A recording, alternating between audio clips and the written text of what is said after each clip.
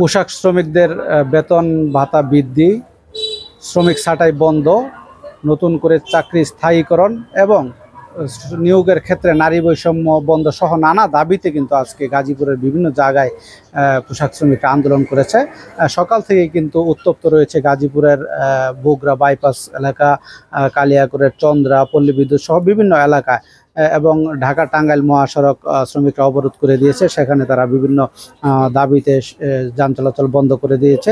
তো তারা বলছেন যে বিভিন্ন কারখানায় কিন্তু এখন পর্যন্ত শ্রমিক ছাঁটাই অব্যাহত রয়েছে। তাছাড়া শ্রমিক ছাঁটাই বন্ধ, নতুন করে শ্রমিক নিয়োগ এবং চাকরি স্থায়ীকরণ সহ নানা দাবি তারা জানাচ্ছেন এবং তাদের তারা বলছেন যে যে সমস্ত পোশাক কারখানায় শ্রমিক নিয়োগ দেওয়ার কথা সেখানে তাদেরকে অনেকক্ষণ যাবৎ বসিয়ে রেখে সেখানে শুধু নারী শ্রমিকদেরকে নিয়োগ দেওয়া হচ্ছে, সেখানে বৈষম্য করা হচ্ছে। পুরুষ শ্রমিকরাও চান যে নারীদের পাশাপাশি তাদের নিয়োগ যাতে নিশ্চিত করা হয়।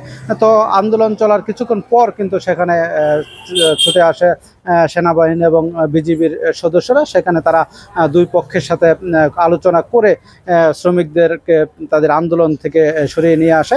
আমি কথা বলেছিলাম গাজীপুর শিল্পাঞ্চল পুলিশ 2-এর অতিরিক্ত পুলিশ সুপার ইমরান আহমেদের সাথে। তিনি বলেছেন যে তারা মাঠে রয়েছেন, আইনশৃঙ্খলা স্বাভাবিক রাখতে তারা কাজ করছেন এবং তিনি জানিয়েছেন যে শ্রমিকরা বেতন বৃদ্ধি, তাদের শ্রমিক ছাঁটাই বন্ধ এবং পুরুষ শ্রমিক যাতে বেশি করে নিয়োগ হয়, যাতে নারীদের শ্রমিকদের সাথে একটি সমন্বয় থাকে, বৈষম্য দূর হয়, সেই রকমভাবে যাতে কারখানার কর্তৃপক্ষ শ্রমিক নিয়োগ দেয়, এই বিষয়টি নিশ্চিত করার জন্য তারা আন্দোলন করছে।